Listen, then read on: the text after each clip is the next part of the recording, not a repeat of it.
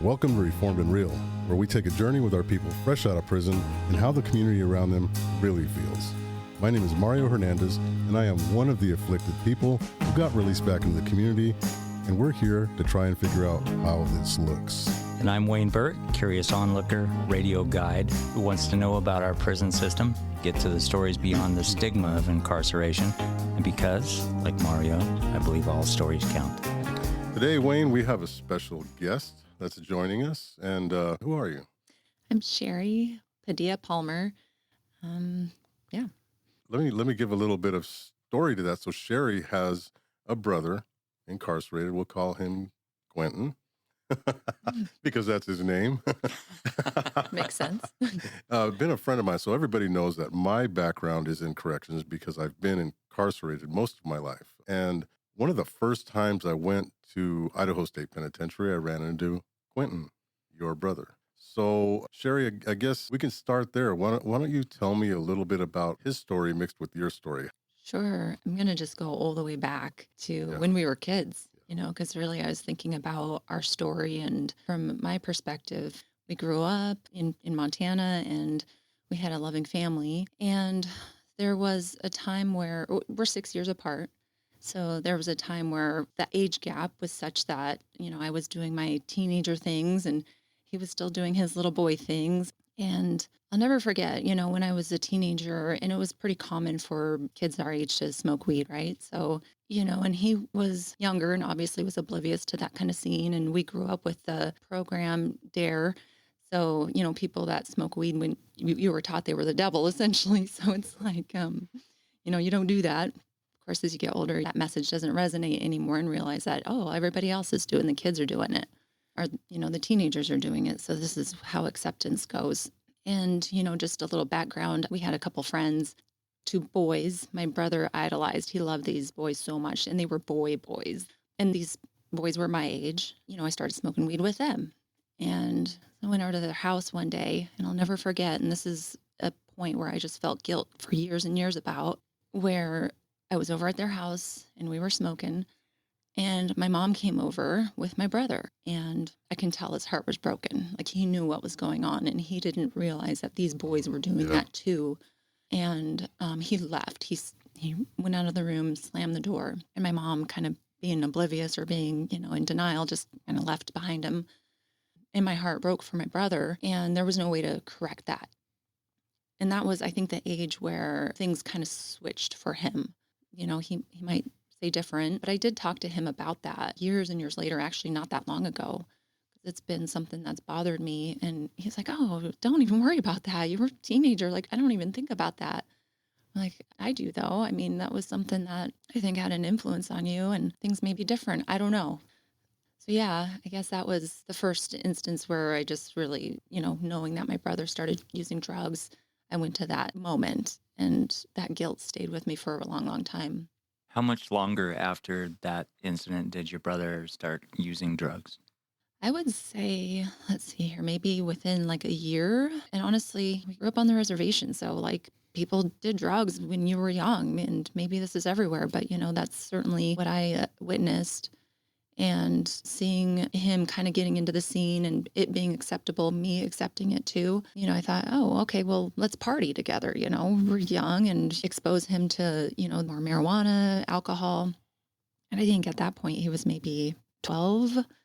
And I only did that once. And then it didn't feel right in my heart. Like, I knew that that's not something I wanted to do again. So I didn't. But then that's where things really, I think, started picking up for him in terms of using drugs. And So that's the story of millions of people across the country, right? So big brother, little sister, big brother, however that works, right? So I had a big brother too, or little brother too, and I was the big brother. And just so everybody knows that when we get to this point where we kind of look at it in retrospect, like the history of it, it's easy to try to harbor that guilt.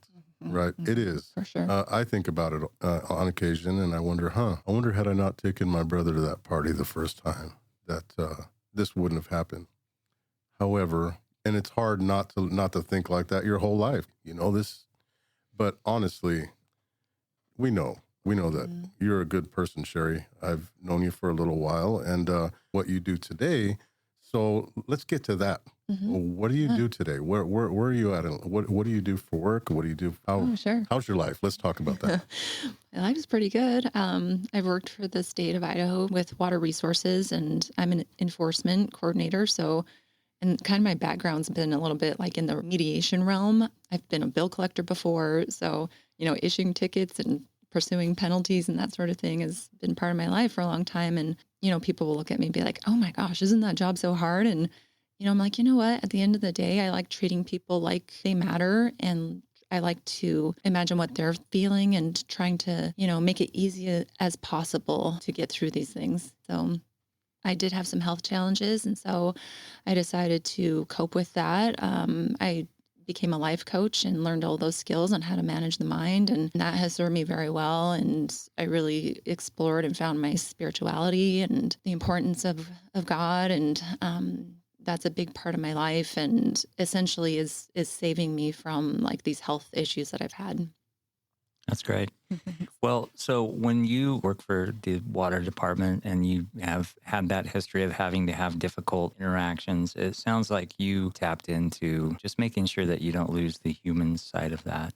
And also continuing to have a relationship with your brother. Is that also something that came out of that?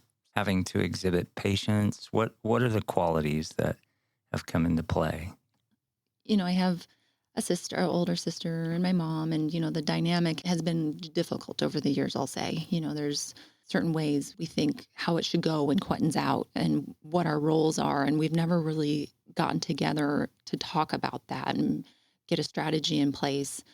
And it's a fail when he gets out and we think we're helping. And I've always been one to think that, let people fail. People learn from failing, and there's a fine line in between enabling and letting people learn their lessons that they have to. And, not to throw my mom and sister under the bus, but, I think they have a little bit different perspective. So I forget like what your question was. Yeah. I mean, it's more like the qualities or what you've learned over the course of, how you've dealt with your brother and, what it all looks like. He's in and then he gets out. He's in and then he gets out. Is it a recidivism cycle or? Oh yeah, absolutely. Gotcha. Yeah, he's been in on the inside more than the out. And when he's out, he does well when he's being held accountable by the system, essentially. And it doesn't seem to take long before things go sideways when that system isn't around him, making sure that he's passing the drug tests and that sort of thing. So, me trying to support him is just trying to meet with him on a regular basis and try to offer support and tell him my story and how my journey in finding God, which has really changed my life, and just hoping that he would hear some of that and, try it for himself. How do you feel that's all going? I don't know. I would hope that he thinks about exploring that more. And I don't know where he's at with that. I've never really come out and asked him that question, but I would actually like to know. I'm the best out of everybody, though, right? Just say in this world right here, Quentin probably more than anybody else. Yeah. Yeah? Yeah. What kind of a person is he? He's a very, very likable person. He's very charismatic. He's very caring. He listens. When you talk, how some people just kind of be playing with their phone or whatever, but he really engages and tries to understand and listens. He's a very, very kind person. Somebody with like an addiction, and he becomes a different person, and it's night and day. Yeah, I've seen that. So the reason I ask is because I've known him for many years, and probably the most mellow person, and he's, in the years that I saw him and met him in prison and was around with him in prison, I never saw what people view in the community as somebody in prison or somebody that was addicted in the community and now they're in prison. I think what people miss is the real person is the clean and sober person when they're inside, right? Because that's when that's when I'm at my best, when I was at my best, when I was going in and out of incarceration. I was best when I would get to jail because then I could think straight. I'm like, oh, okay. And that is the thing that we see. Like when I go into a room at the prison, because I teach in the prison, I always ask people, raise your hands if you don't want change. And not one person raises their hand, says, I want to be in prison for the rest of my life. Not one. Yeah. I've never had anybody do that. And that's him right now. This is what people need to see and hear from us, is that they're getting better in there. And their full intentions are to never go back. So I think when we start to really see that, that changes the way we receive them when they come out. If you're walking through the grocery store and Quentin's walking by and he says, I just got out of prison, and you're just some person walking by, what do they think? The first thing that comes to mind is, oh my God, it's a murderer, right? And they're not, and he's not. And most people aren't. If they're on the community, about a 99% chance they weren't there for that if they're out. So it's kind of important, right? That humanity and what you see in him. Yeah, for sure. It's so important, I mean, he reaches out and we reach out and, just to have this relationship and hopefully to carry it on when he gets out. And we always have the hope that our support and love is going to help him toe the line when he gets out, and just want to know we're there for him. And we really, really want to see him succeed. And yeah. I know there's not just one thing that prompts somebody deciding to do the hard work, to do the suffering, and to go straight. But if there are a few things, what are they? So the thing that helps is when, obviously, the support, and I tell my mom this all the time and my sister this all the time. Thank you for supporting me through all the many times in and out. You don't say, if you don't support me now, I'm going back. No. Okay. No. They actually, probably like you, tiptoe around me when I get out, and they would be like, oh my gosh, we can't get him stressed out, and what can we do? And my mom at this one point was all, you know what, we should get you on medication. So, because she didn't know how to make me better. Yeah. Just like you don't know how to make Quentin better. And me, I was just like, at this point in life, and I know that he feels this, just like everybody does. I used to tell my mom, walking through the grocery store and down the street, and it's like, somebody's always watching me.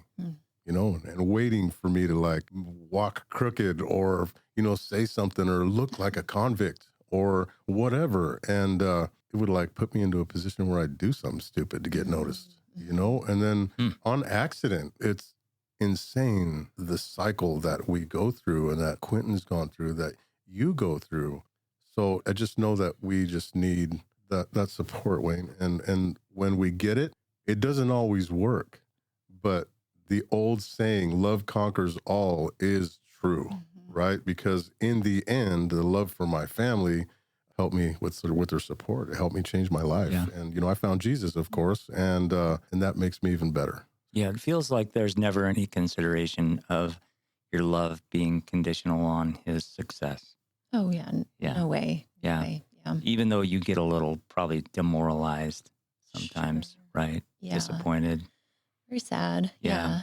It's really sad to see essentially the failing when I know he can do so much better and he could be so much better and he can contribute. And I know he has it in him and I know he can help so many people. He's such a nice person and a good person. Yes. It really is heartbreaking. So there's another dynamic to this, and this is something that the community also knows about. So you're married. Mm-hmm. How does he feel about it? I'm not saying how it affects you guys' relationship. How does he feel about Quentin? When he relapses again, is that an anger situation, or is that man, what do we got to do? How does that look?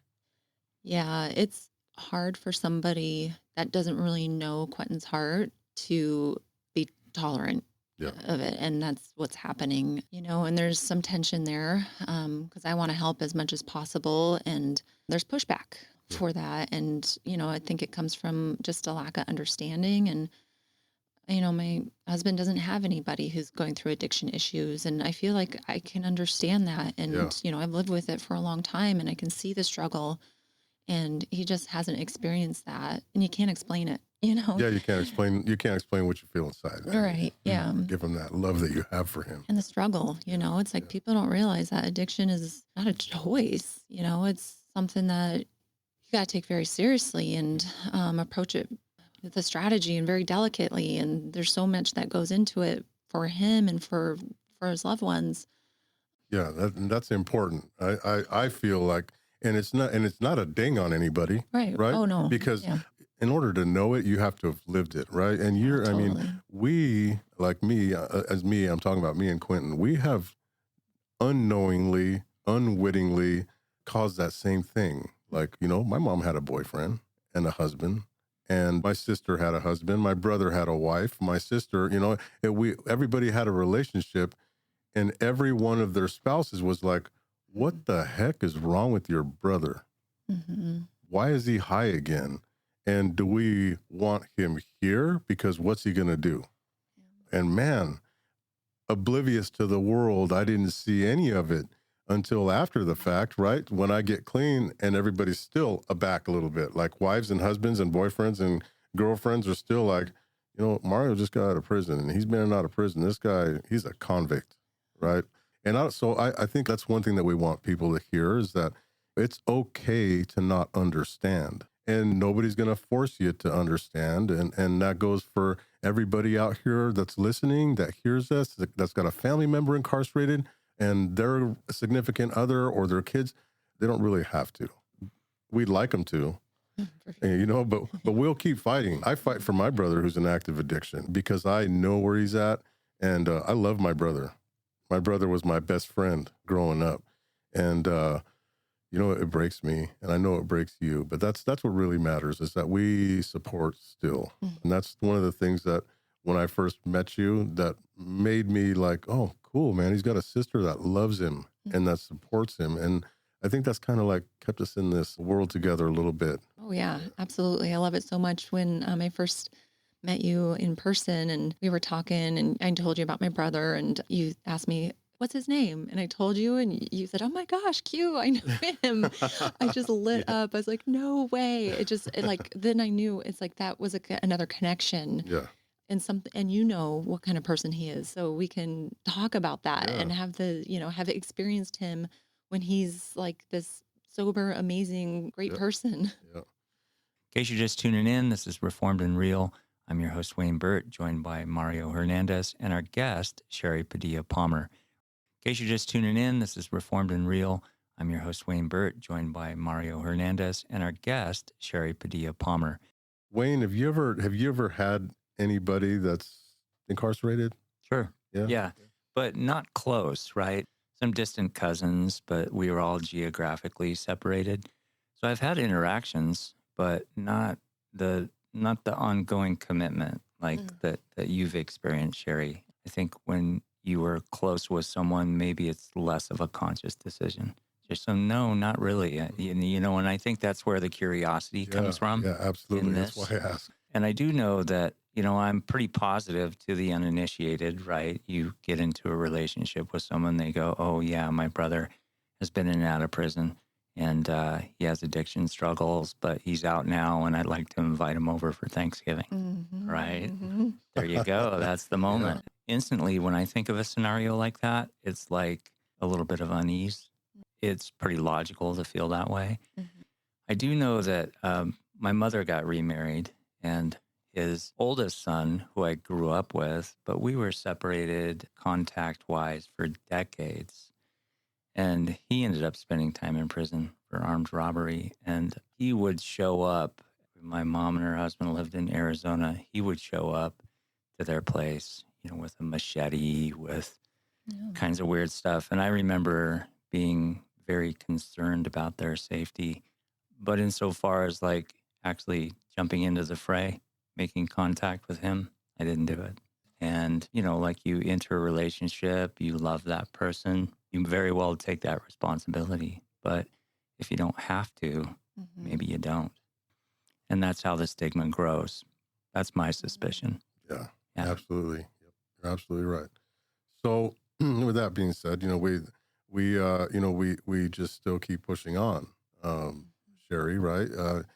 You're never going to stop caring. Mm-hmm. You're never going to stop helping, pushing, loving, concerned. And that's the reason why my perspective is why we're sitting right here right now is that we need people to know that you don't stop loving your people because they're going through addiction and you don't kick them to the curb. Although, society seems to be wanting to do that nowadays, but those of us that love our people, we don't let it go. Yeah. How can you, when you love somebody, and I don't want to give up.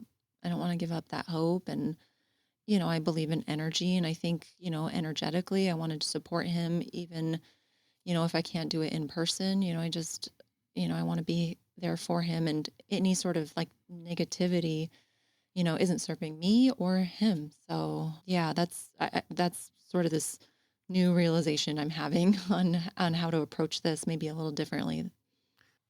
What's one thing that he said since he's been in there this time that just maybe makes you sad or really happy about where he's at? When he got out last time, I offered to help him, with a budget and other things. I told him, hey, I have these skills now that I've learned, and I'd like to share them with you and help and, work together. And he declined. When he got back in, we were on the phone. And he's like, I want to do that coaching. I want to work with you on that. And I was just so touched by that, and I was so happy. I was so glad, the idea there was to go visit him on a regular basis to work through these things in person. Unfortunately, he got put in max, so that's not a possibility. And doing that kind of stuff over the phone it can be a little challenging, especially when the phone calls are limited and that kind of thing. So that was, a high and then a low. Yeah. My family went through the same thing. And I know that you're not going to be able to see it, right? And like my family didn't see it in me, like the change when it happened, when the lights came on and everything was different for me. You just never know when it is, and you're never going to see it. You're just going to feel it when he gets out. You're going to be like, oh, this is the cue I've been waiting for my whole life, and it's going to happen. And that's what, I want people to hear that is, don't give up on your people ever. Yeah. No matter how much you've been through, love conquers all, always. And you can't beat it. There is no way. And I just want everybody to know that that's the key. I love that so much. I believe that's so true. It is so true. Yeah. Absolutely. Just to go back on something you addressed, getting out and kind of feeling, self-conscious and whatever. I mean, the same thing happens with Quentin. And so, that's another thing. It's like, okay, well, how can I help with that? Or how can people feel more comfortable when they get out? Is there something you can do on the inside to lessen the blow when he gets out, Yeah, I hope he can find that. And I think it's what you're talking about is finding the thing. Yeah. And I think the community, Wayne, right? Like that's the glory and the beauty of what Radio Boise is doing here with us, with me, that we have this unique opportunity to tell people the story of who we are, who the family members are. And Wayne, what do you, I mean, do you see that or do you? Sure, absolutely. I mean, this is the whole thing that we build. To people that listen, sometimes we're disembodied voices, right? But we are human beings that are out there exhibiting the empathy, the understanding, or just trying to learn so that when you meet someone who delivers that little piece of news to you, oh yeah, I knew that one guy. He struggled, but he was Made it. He was really a good guy. The more examples like that you accumulate, then the bigger, more understanding community you get. And if we didn't operate on that premise, there would really be no reason for me to go down to the station every day.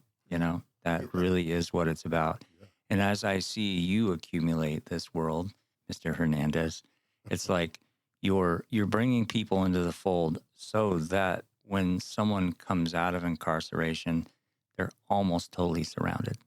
Yeah. They're like, oh, hey, there's that. Oh, yeah, I better stay straight. Oh, yeah, there's that person. Yeah. In a way that has all these pockets of people that are going to listen to you. They're going to understand you, and they're going to hopefully throw you a line, even if the line is just a short little line in the moment. It's good. Cool.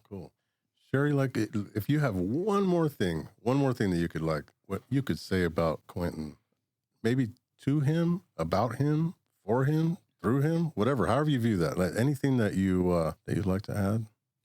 Sure. I would say, Quentin, I believe in you. I know you have it in you. I know you are strong and you can do this, and we're here to help you. I would like you to tell me how I can do that, because frankly, I just don't know. And I want to know what support looks like. And I want to gather as a family and talk about this collectively so we're all on the same page.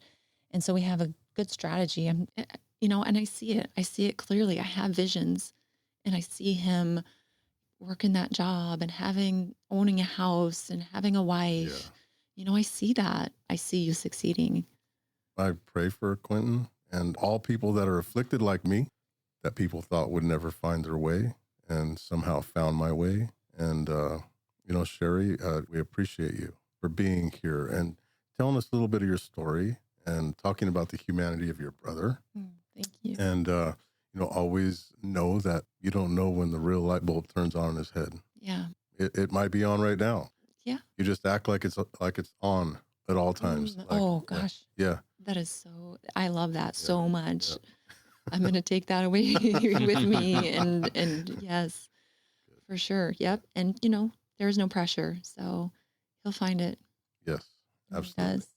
Yeah. Thank you so much. I'm so grateful for you, Mario. And thank you, Wayne, for this opportunity. Yep. One last message, Wayne, and you can tap into it at the end. Never give up hope on the people you love. Never give up hope on the people that are sitting in incarceration, that they can't get out and change the way they live, the way they look at life, how they do things, because everybody is capable of change. We need to find a better way to support. Even if you don't know them, even if you don't love them, we still have to have these people come in and live next to us at some point. So let's come together in the community and make different and better support systems and accept people. When they get out, it's like, you were in prison, big deal. That was yesterday. Today, you're right here. Now, here's a job. Here's a place to live. Here's a car. Let's get you started. Let's have functioning people getting out of incarceration instead of making it harder for them to live. Love's a permanent quality. Don't deprive yourself of it. Yes, sir. Mm-hmm. Another episode of Reformed and Real. Thanks, everybody. Thanks, Cherie Padilla, for coming in. Thank you. And we'll see you next week. All right, everybody. We'll see you next week, and thank you both.